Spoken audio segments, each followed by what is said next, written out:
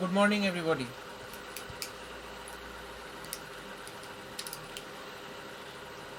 আজকে আমরা পড়ব হিমোগ্লোবিন।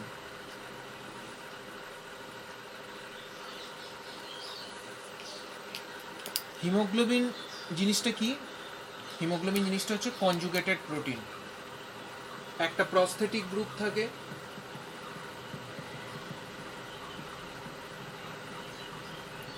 প্লাস একটা প্রোটিন মলিকিউল থাকে। প্রস্থেটিক গ্রুপটা হচ্ছে হিম বা আয়রন, প্রোটিন পার্টটা হচ্ছে গ্লোবিন।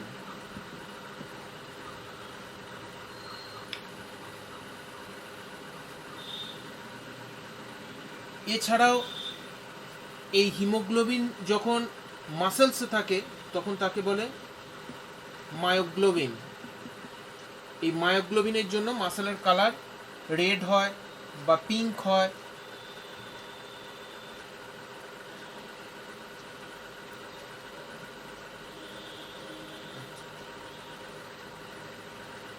মেলদের ক্ষেত্রে পার ডে 1 মিলিগ্রাম প্রোটিনের দরকার হয়, এটা মেলদের ক্ষেত্রে। ফিমেলদের ক্ষেত্রে 1 মিলিগ্রামের বেশি দরকার হয় হিমোগ্লোবিন পার ডে।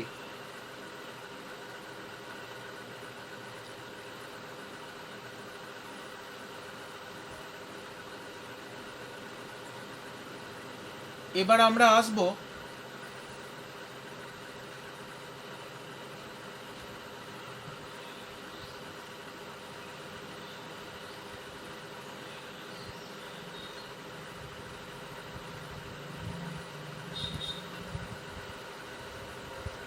অ্যাবজর্পশন।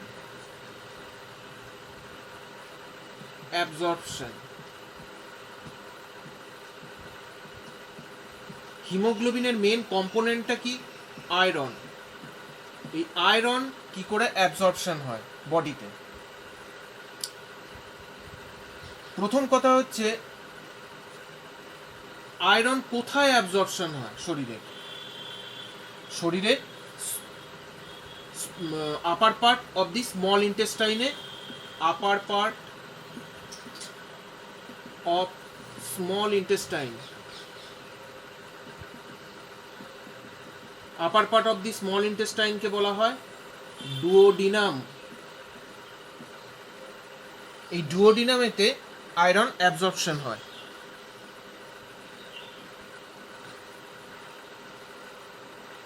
কোন স্টেটে আয়রনটা অ্যাবজর্পশন হয়? আমরা যে খাবারটা খাই সেই খাবারটাতে আয়রন থাকে ফেরিক স্টেটে। ফেরিক স্টেট মানে হচ্ছে Fe+3। তোমরা পড়েছো ইক সল্ট আর আস সল্ট, ইক আর আস, তাহলে এটা ইক, ফেরিক, Fe+3। এই ফর্মে আমরা কোনো খাবার খাই, মানে আয়রন অ্যাকুমুলেটেড কোনো খাবার। আর এইটা ডুওডিনামে কি হিসাবে অ্যাবজর্পশন হয়? ফেরাস স্টেট, মানে হচ্ছে Fe+2। এটা হলো ফেরিক, এটা হলো ফেরাস।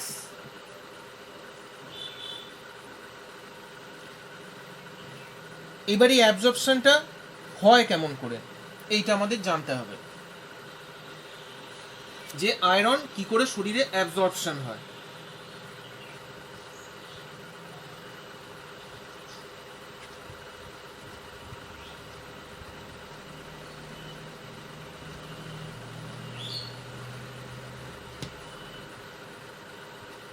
প্রথমে আমরা একটা খাবার খেলাম, মানে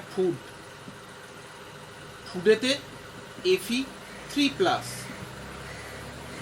ফেরিক আয়রন, ফেরিক স্টেট হিসাবে আয়রন রয়েছে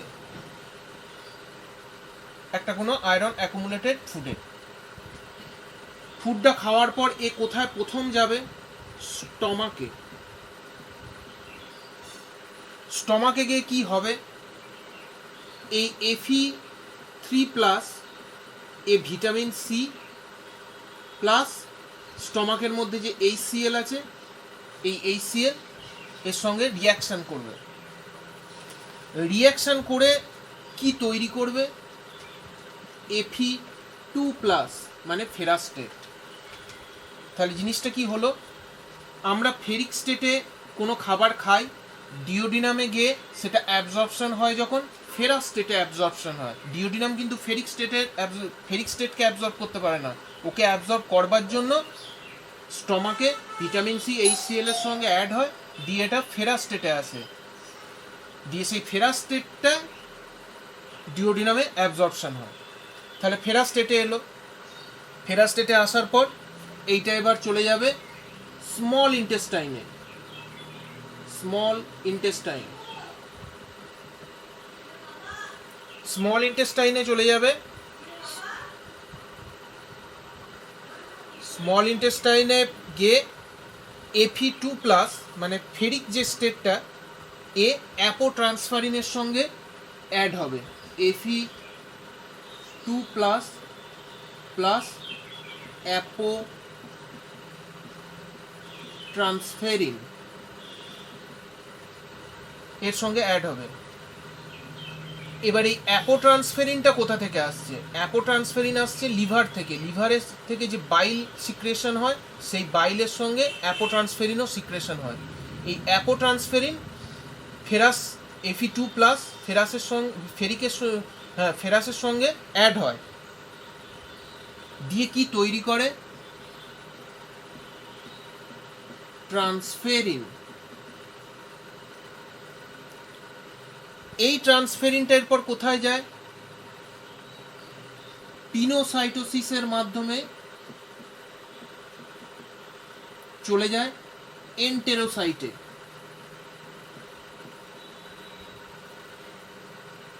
এন্টেরোসাইটে এটা স্টোর হয়ে থাকে ফেরিটিন হিসাবে,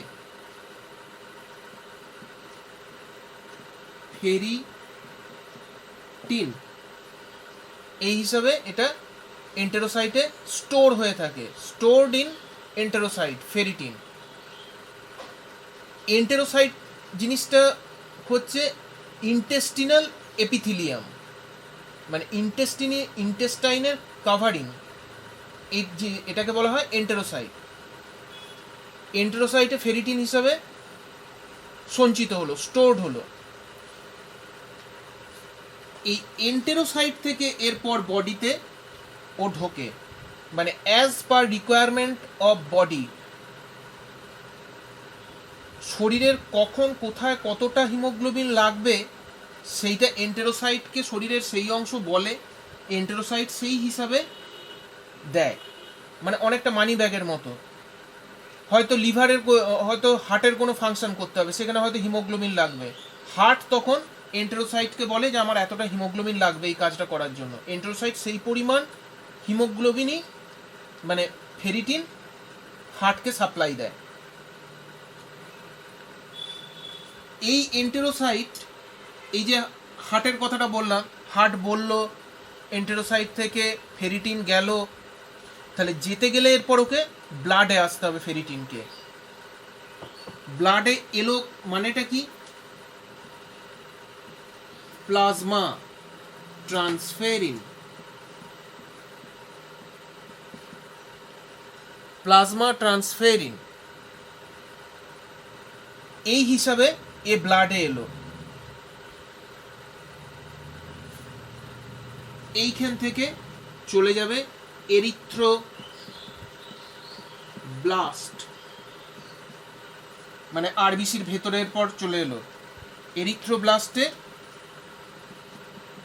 ফেরাস স্টেট হিসেবে চলে এলো ফেরিটিন। এইখানে হয় হিমোগ্লোবিন সিনথেসিস,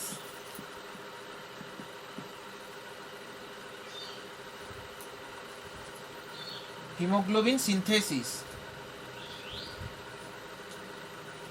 তাহলে তোমরা বুঝতে পারলে, প্রথমে আমরা একটা খাবার খেলাম ফেরিক স্টেটে, সেটা স্টমাকে গেল, ferric state vitamin C HCl এর সঙ্গে অ্যাড হলো, দিয়ে হলো ফেরাস স্টেট, ফেরাস স্টেট এরপর চলে গেল স্মল ইন্টেস্টাইনে, স্মল ইন্টেস্টাইনে ফেরাস স্টেট অ্যাপোট্রান্সফেরিনের সঙ্গে যোগ হলো, দিয়ে তৈরি করলো ট্রান্সফেরিন, অ্যাপোট্রান্সফেরিন লিভার থেকে সিক্রেশন হয়, ট্রান্সফেরিন পিনোসাইটোসিস পদ্ধতির মাধ্যমে এন্টেরোসাইটে চলে এলো, মানে ইন্টেস্টিনাল এপিথেলিয়ামে চলে এলো, দিয়ে সেইখানে ফেরিটিন হিসাবে স্টোর রইল। এটা কিন্তু স্টোর হাউস, এটা হলো স্টোর হাউস। এইখানে এসে ফেরিটিন জমা হয়ে গেল। এখান থেকে এবার শরীরের প্রয়োজন মতো প্লাজমা ট্রান্সফেরিনে আসবে। এইখানে লিখে রাখতে পারো as per body requirement, as per body requirement, এই হিসাবে প্লাজমা ট্রান্সফেরিনে চলে এলো, প্লাজমায় চলে এলো ফেরিটিন, দিয়ে প্লাজমায় যখন চলে এলো ওর নাম পাল্টে হয়ে গেল প্লাজমা ট্রান্সফেরিন। এই প্লাজমা ট্রান্সফেরিন এরপর এরিথ্রোব্লাস্টে ফেরাস্টেট হিসাবে যায়, ওইখানে হিমোগ্লোবিন সিনথেসিস হয়। ক্লিয়ার?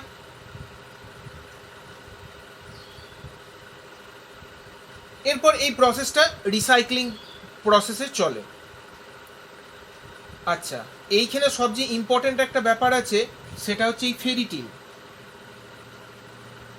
আমাদের যে সব ক্ষেত্রেই হিমোগ্লোবিন টেস্ট করতে হয় এমন ব্যাপারটা কিন্তু নয়, যে তার রক্ত বেশি আছে না কম আছে হিমোগ্লোবিন টেস্ট যে সবসময় করতে হয় এমন ব্যাপারটা কিন্তু নয়। এই ফেরিটিন এই ব্যাপারটার সঙ্গে আর একটা ব্যাপার জড়িয়ে আছে, সেই জিনিসটাকে বলে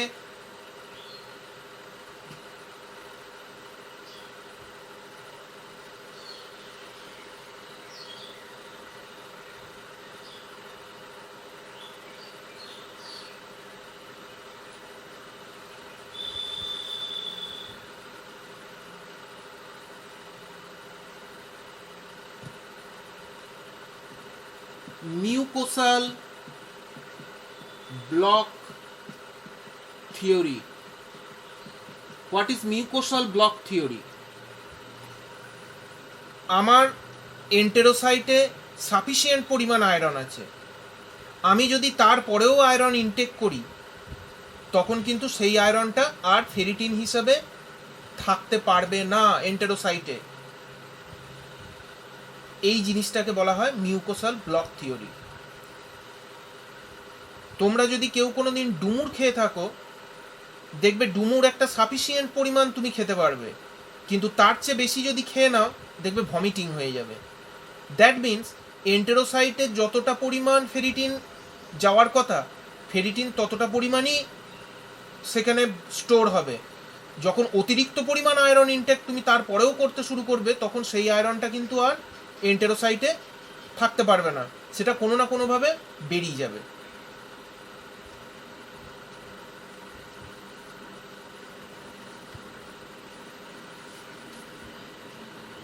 এই জিনিসটাকে বলা হয় মিউকোসাল ব্লক থিওরি।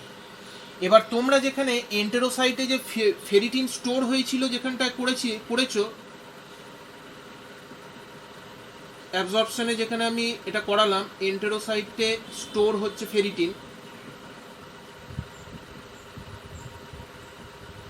এই ফেরিটিন কিছুটা তো প্লাজমা ট্রান্সফেরিন হয়ে চলে গেল, অতিরিক্ত যে ফেরিটিন সেটা ডিস্কোয়ামাস, আমাদের স্টুলের যে ফিজিওলজিক্যাল স্ট্রাকচার, এটাকে বলা হয় ডিস্কোয়ামাশন। স্টুল তৈরি হয় ডিস্কোয়ামাস প্রসেসে, সেইটা স্টুল দিয়ে বেরিয়ে চলে যায়।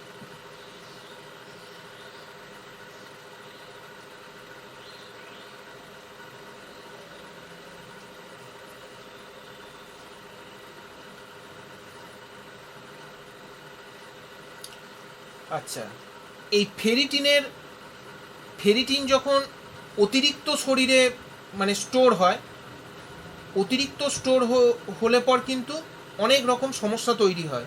তার মধ্যে একটা হচ্ছে রিউমেটয়েড আর্থ্রাইটিস। হয়তো দেখা গেল যে রিউমেটয়েড আর্থ্রাইটিস পেশেন্টের আরএ ফ্যাক্টর টেস্ট করা হলো, তাতেও কিছু পাওয়া গেল না, নেগেটিভ পাওয়া গেল। মাসখানেক ধরে তার চিকিৎসা চললো, তারপরেও তার রিউমেটয়েড আর্থ্রাইটিসের কোনো রকম ইমপ্রুভমেন্ট হচ্ছে না, তখন আমাদেরকে এই টেস্টটা করতে হবে, ফেরিটিন। এই টেস্টটা করলে ধরা পড়বে যে তার শরীরে আয়রনের অ্যাবজর্পশন বা আয়রনের স্টোরেজ অতিরিক্ত হয়ে যাচ্ছে, যে কারণে তার এই রিউমেটয়েড আর্থ্রাইটিসের যে পেন বা ইনফ্লামেশন এটা যেতে চাইছে না। তখন এই ফেরিটিনটাকে কমানোর ব্যবস্থা করতে হবে, শরীর থেকে আয়রনটাকে কমানোর ব্যবস্থা করতে হবে।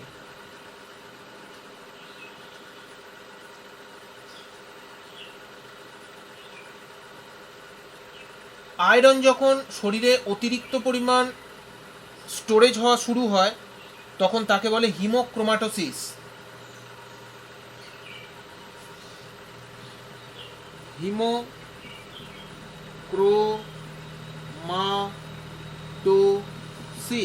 হিমোক্রোমাটোসিস এই জিনিসটার সঙ্গে যে ডিজিজটা হয় bronze diabetes, skin pigmentation plus diabetes. মানে যদি আয়রন অ্যাবজর্পশন বা আয়রনের স্টোরেজ, আয়রন অ্যাকুমুলেশন যেটাই বলো, সেটা যদি শরীরে বেশি হয়ে যায় তখন ব্রোঞ্জ ডায়াবেটিস হয়। স্কিন পিগমেন্টেশন মানে চামড়ার রং পাল্টে যাবে এবং তার সঙ্গে ডায়াবেটিস। এবার বাচ্চাদের কখনো কখনো আয়রন ডোজ যদি বেশি হয়ে যায়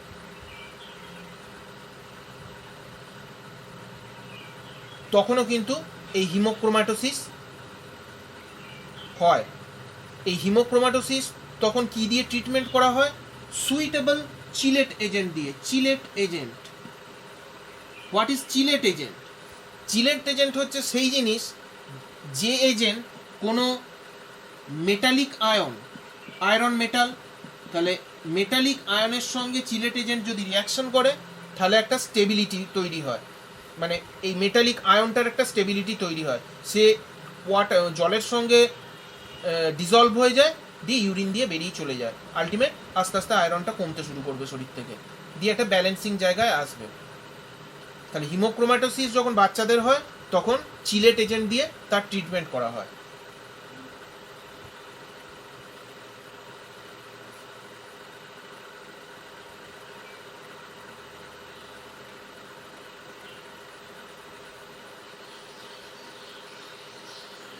আচ্ছা, আমরা যে ধরো আয়রন ট্যাবলেট খাই, যে কারো হিমোগ্লোবিন কম সে আয়রন ট্যাবলেট খাচ্ছে কি আয়রন সিরাপ খাচ্ছে,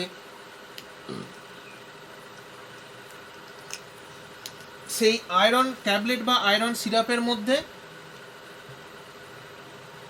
কি থাকে?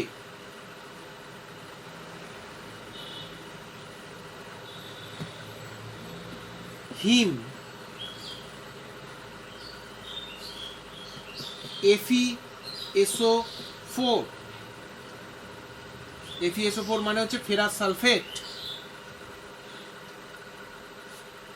ফেরাস সাইট্রেট,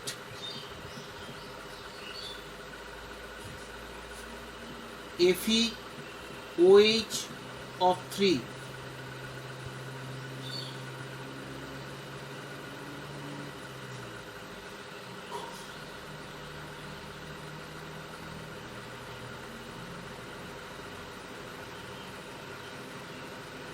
এরপর আমরা জানবো synthesis of haemoglobin.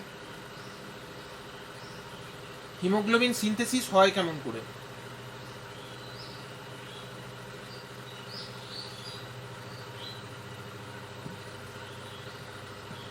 Synthesis of haemoglobin, প্রথমে আমরা জানবো হিমোগ্লোবিনকে দেখতে কেমন হয়।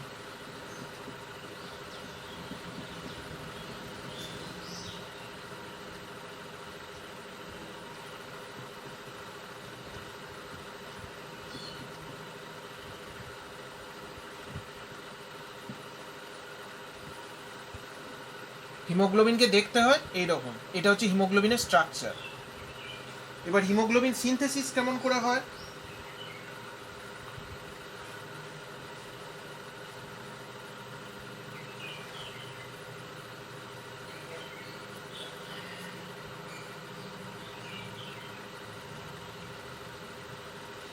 টু সাকসিনাইল কোয়ে মানে কোএনজাইম প্লাস, দাঁড়াও এইখানটা জায়গাটা কোলাবে না,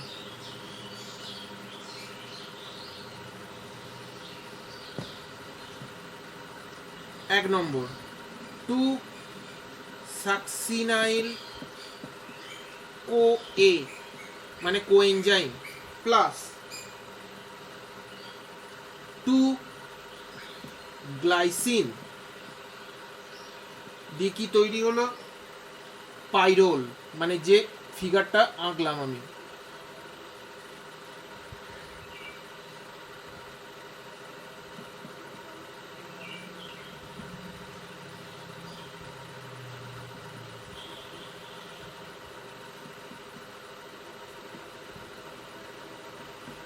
এইটাকে বলা হয় পাইরোল।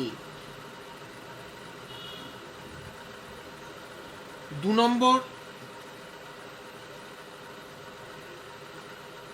4-পাইরোল। এরকম 4টে পাইরোল মলিকিউল থেকে তৈরি হয় প্রোটোপরফাইরিন 9। 3 নম্বর প্রোটোপরফাইরিন 9, এর সঙ্গে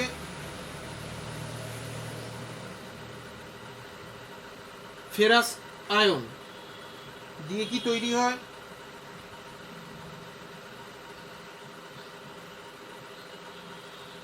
হিম। এই হিমকে বলা হয় porphyrin ring complex. Porphyrin ring complex. প্রোটোপরফাইরিনের সঙ্গে ফেরাস আয়ন রিয়াকশন যেটা করে তাকেই বলে পরফাইরিন রিং কমপ্লেক্স, তৈরি হয় হিম।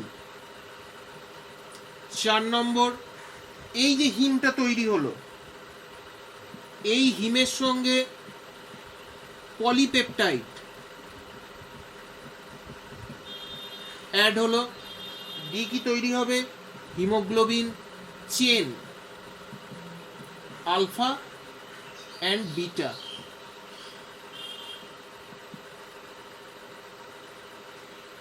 2 alpha chain plus 2 beta chain তৈরি হয় হিমোগ্লোবিন এ, মানে অ্যাডাল্ট হিমোগ্লোবিন।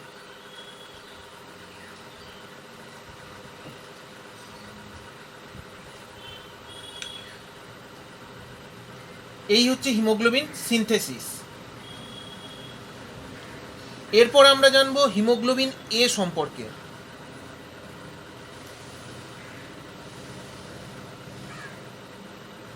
এই যে হিমোগ্লোবিন এটা তৈরি হলো, এইটার ব্যাপারে এবার আমরা জানব। হিমোগ্লোবিন এ মানে হচ্ছে অ্যাডাল্ট হিমোগ্লোবিন।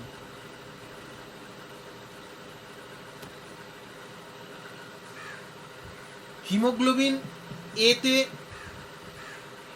দুটো আলফা চেন থাকে, দুটো বিটা চেন থাকে, সেই জন্য হিমোগ্লোবিন এ কে লেখা হয় আলফা 2 বিটা 2।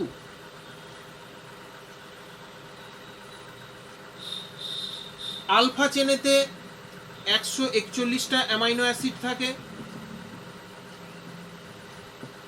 বিটা চেনেতে 146টা অ্যামাইনো অ্যাসিড থাকে।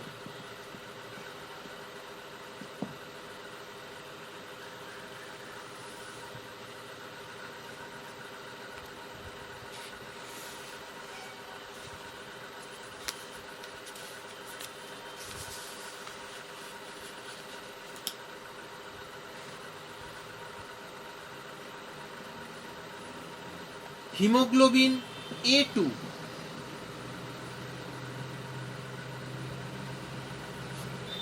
এটাকে প্রকাশ করা হয় ডেল্টা দিয়ে। Alpha 2 delta two. Glycosylated haemoglobin, glycosylated haemoglobin যাকে বলে HbA1c, ডায়াবেটিস রোগীদের ক্ষেত্রে এই টেস্টটা করতে দেওয়া হয়। গ্লাইকোসাইলেটেড হিমোগ্লোবিন কাকে বলে না, আমরা বলেছি অ্যাডাল্ট হিমোগ্লোবিনে দুটো আলফা চেন থাকে, দুটো বিটা চেন থাকে। এই বিটা চেনটা গামা চেন দিয়ে রিপ্লেসড হয়ে যায়, ডেল্টা চেন দিয়ে রিপ্লেসড হয়ে যায়।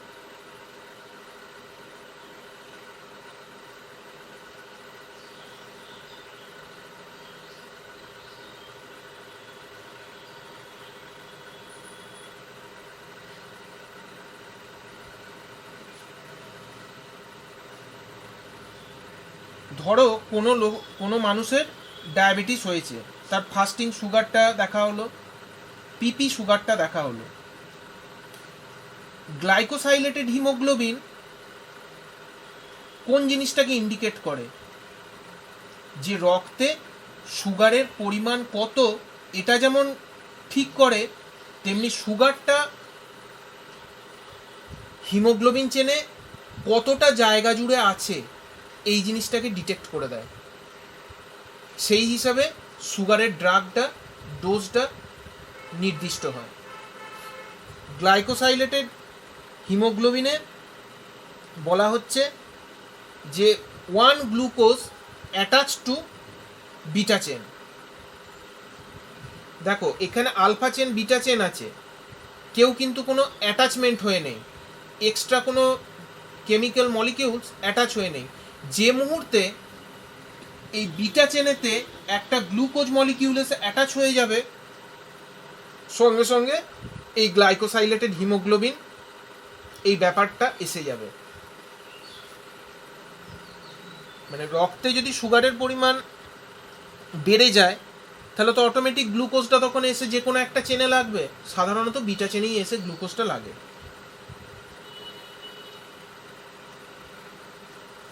এবার আমরা জানবো fetal haemoglobin, HbF। Fetal haemoglobin মানে হচ্ছে বাচ্চাদের যে হিমোগ্লোবিন। ফিটাস মানে হচ্ছে গর্ভাবস্থায় যে বাচ্চা থাকে তাকে বলা হয় ফিটাস। ফিটাল হিমোগ্লোবিন হচ্ছে আলফা টু গামা টু, মানে ফিটাল হিমোগ্লোবিনের যে চেনটা সেটা হচ্ছে gamma chain, alpha two gamma two.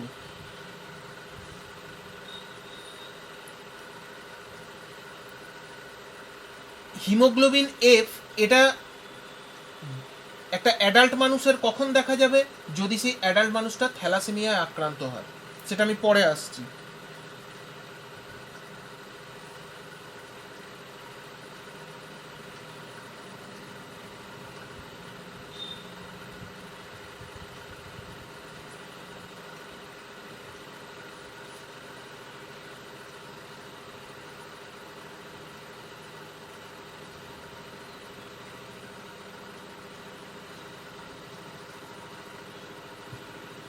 Thalassaemia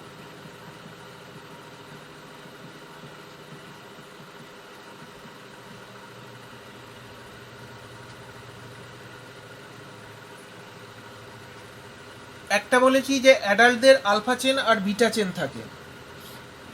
চেনের ডিপ্রেশনের উপর, এই যে আলফা চেন বিটা চেন এই দুটো চেন থাকে একটা অ্যাডাল্ট হিমোগ্লোবিনে। চেনের যদি ডিপ্রেশন হয় তখন থ্যালাসেমিয়া হয়। কখনো আলফা চেনের ডিপ্রেশন হতে পারে, কখনো বিটা চেনের ডিপ্রেশন হতে পারে। থ্যালাসেমিয়া দু রকমের হয়, একটা হচ্ছে থ্যালাসেমিয়া মেজর, একটা হচ্ছে থ্যালাসেমিয়া মাইনর।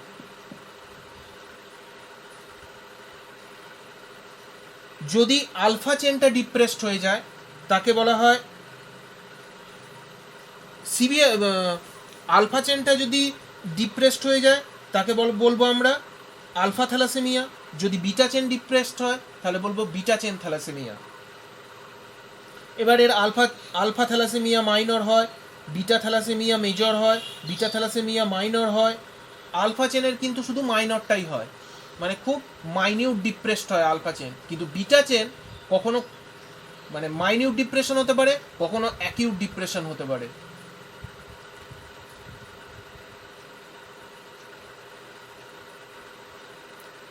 যদি বিটা চেন ডিপ্রেসড হয়, যেটা সচরাচর থ্যালাসেমিয়া রোগীদের ক্ষেত্রে যে তোমরা শুনে থাকো যে ব্লাড ট্রান্সফিউশন করতে হয়, রক্ত পাল্টাতে হয়, এই বিটা থ্যালাসেমিয়া মেজর টাইপটাই সবচেয়ে বেশি হয়।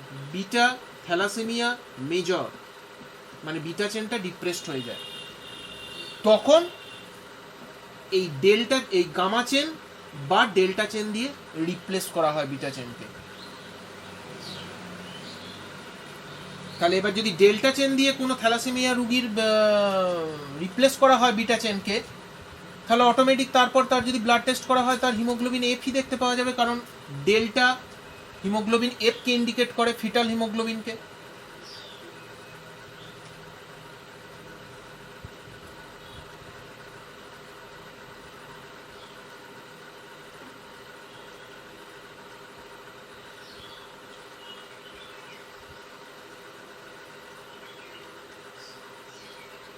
এই থ্যালাসেমিয়া যখন কারুর হয় তখন তার শরীরে আয়রনের পরিমাণটাও কিন্তু কমে যায়, স্বাভাবিকভাবেই কমবে, কারণ একটা চেন যদি হিমোগ্লোবিনে ডিপ্রেসড হয়ে যায় তার পক্ষে আর সেই পরিমাণ আয়রন অ্যাকুমুলেশন করে রাখা সম্ভব নয়, যেটা একটা সাধারণ স্বাভাবিক অবস্থায় হিমোগ্লোবিন রাখতে পারে।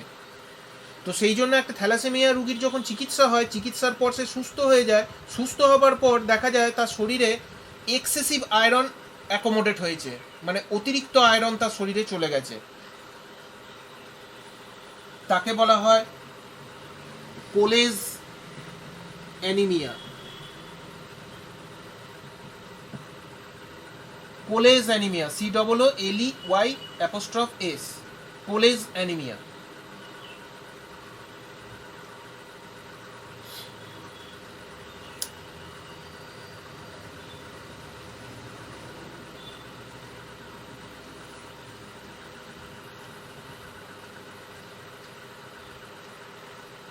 Haemoglobin A, haemoglobin A2, haemoglobin F এছাড়াও হিমোগ্লোবিনের অন্যান্য কম্পাউন্ড কি কি থাকে? অক্সি হিমোগ্লোবিন, মিথামোগ্লোবিন,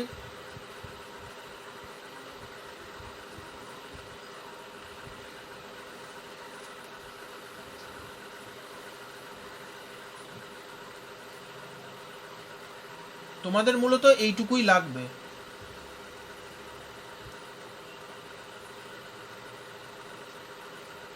হিমোগ্লোবিনের চেনের যে ডিফেক্ট, এই চেনের ডিফেক্ট সংক্রান্ত হিমোগ্লোবিনের যত রকমের রোগ হয় তাকে বলে হিমোগ্লোবিনোপ্যাথিস।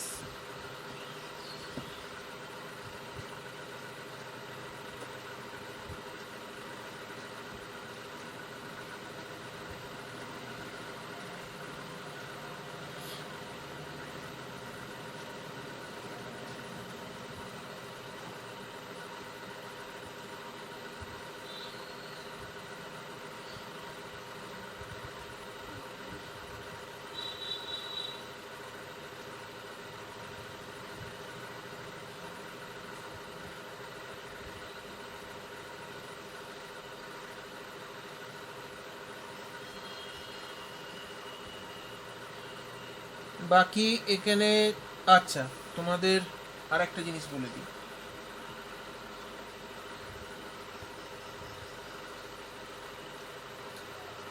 হাইপক্সিয়া।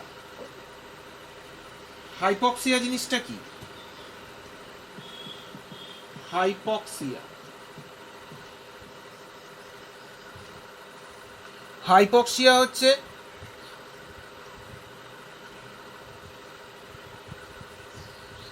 শরীরে অক্সিজেনের পরিমাণ যখন কমে যাচ্ছে তাকে বলা হচ্ছে হাইপক্সিয়া।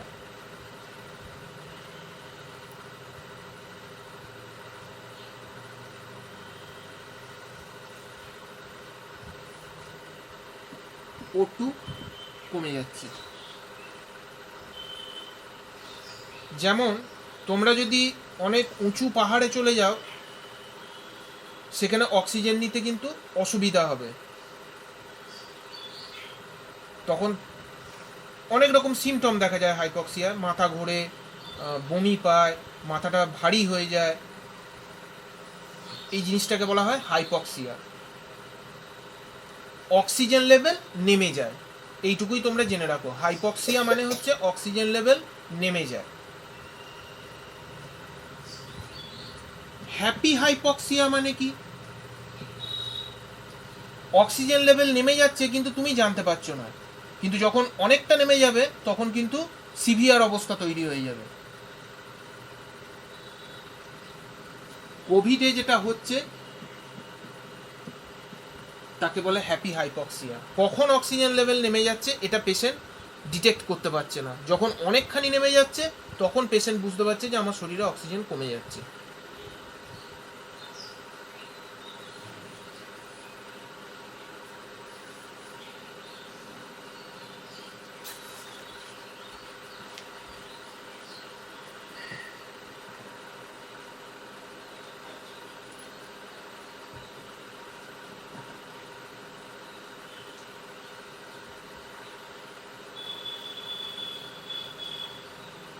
পিসিভি, এমসিভি মানে প্যাকেট সেল ভলিউম, মিন কর্পাসকুলার ভলিউম, এগুলো দেখবেন নোটে হয়তো তোমাদের লেখানোই আছে।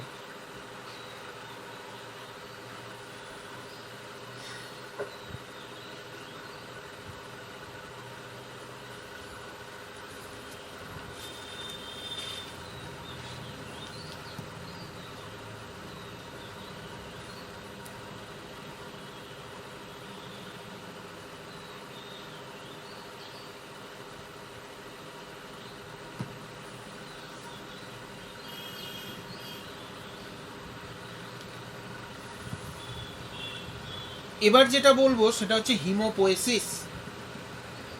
হিমোপোয়েসিস, হিমোপোয়েসিস মানেটা কি? Formation of blood cell, blood cell যে প্রসেসে তৈরি হয় তাকেই বলে হিমোপোয়েসিস। হিমোপোয়েসিস জীবনের শুরুতে লিভারে এবং স্প্লিনে হয়, দিয়ে আলটিমেটলি বোন ম্যারোতে থাকে। বোন ম্যারো থেকে যখন একটা অ্যাডাল্ট মানুষ, যখন পূর্ণবয়স্ক একটা মানুষ, তার রক্ত তৈরি হয় বা রক্তের কোষ তৈরি হয় তার বোন ম্যারো থেকে।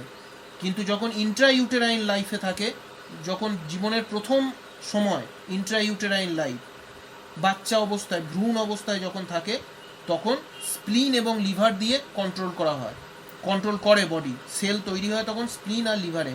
এরপর ধাপে ধাপে সে যত বড় হয় তত আস্তে আস্তে লিভার এবং স্প্লিনের আর অতটা দায়িত্ব থাকে না, ওই দায়িত্বটা সম্পূর্ণ চলে যায় বোন ম্যারোর উপর, তখন বোন ম্যারো সেল তৈরি করে। এবার বোন ম্যারো যদি কখনো ফেল করে যায় সেল তৈরির সময়, তখন সেটাকে সাপোর্ট দেয় কে? লিভার।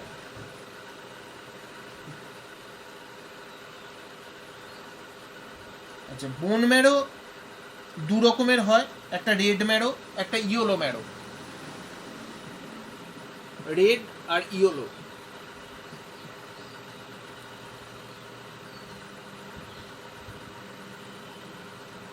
যখন ছোট থাকে মানুষ তখন প্রত্যেকটা বোনেতেই কিন্তু রেড ম্যারো দেখতে পাওয়া যায়, কিন্তু যখন একটা মানুষ বড় হয়ে যায় তখন কিছু সিলেক্টিভ জায়গায় বোন ম্যারোকে দেখতে পাওয়া যায়,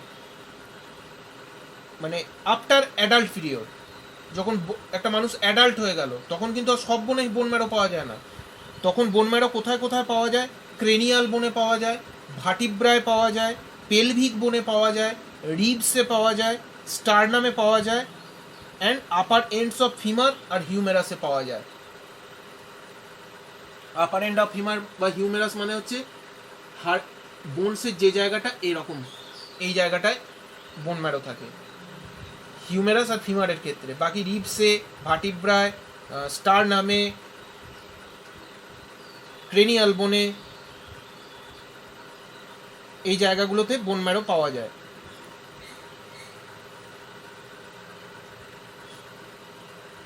adult pattern of bone marrow,